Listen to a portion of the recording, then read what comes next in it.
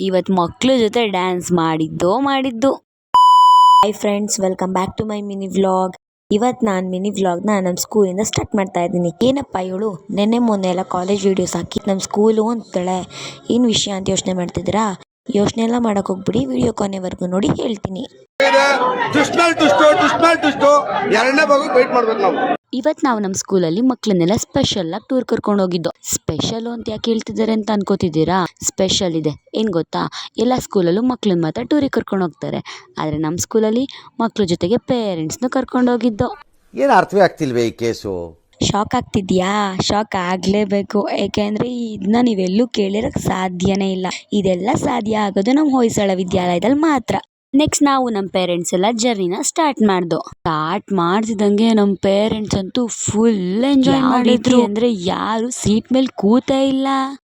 ಇಲ್ಲಿ ನಮ್ಮ ಮ್ಯಾಮು ದೂರ ದೂರ ನಡುವೆ ತೀರ ಅಂತ ಸಾಂಗ್ ಹೇಳ್ತಿದ್ದಾರೆ.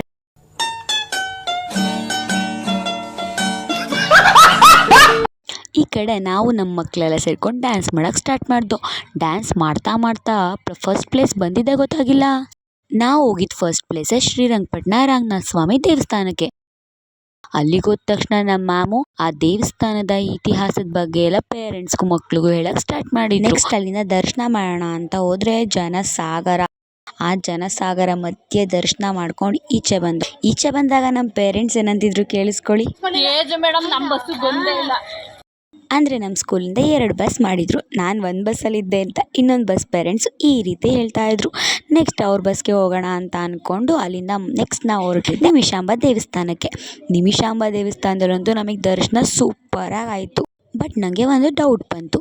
ಏನು ಗೊತ್ತಾ? ಅಲ್ಲಿ ಒಬ್ಬರು ದೇವರಿಗೆ ಈ ರೀತಿ ನಮಸ್ಕಾರ ಮಾಡ್ತಾಯಿದ್ರು.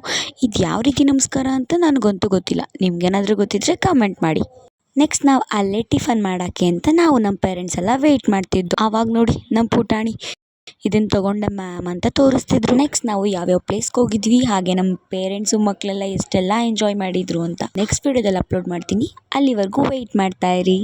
ಹಾಗೆ ನಿಮಗೆ ಈ ವಿಡಿಯೋ ಇಷ್ಟ ಆಗಿದ್ರೆ ಲೈಕ್ ಮಾಡಿ, ಶೇರ್ ಮಾಡಿ, ಕಮೆಂಟ್ ಮಾಡಿ ಅಂತ ಹೇಳ್ತಾ ಈ ವಿಡಿಯೋನ ಇಲ್ಲಿಗೆ ಎಂಡ್ ಮಾಡ್ತಾ ಇದ್ದೀನಿ. ನೆಕ್ಸ್ಟ್ ವಿಡಿಯೋದಲ್ಲಿ ಸಿಗ್ತೀನಿ. ಬಾಯ್ ಬಾಯ್.